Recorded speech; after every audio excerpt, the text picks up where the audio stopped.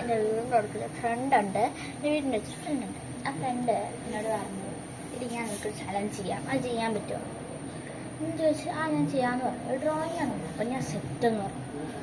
എന്നാന്ന് ചോദിച്ചപ്പോൾ പറഞ്ഞൊരു അടിപൊളി നമ്മൾ കാണാത്ത പോലത്തെ ഒരു വെറൈറ്റി ഫ്ലവർ വരയ്ക്കണം. വെറൈറ്റി ഫ്ലവറേ ഞാൻ ചോദിച്ചു. ഓക്കെ എന്ന് പറഞ്ഞു. അപ്പം നമുക്ക് ഞാൻ ആ പടം കാണിച്ചു തരാം.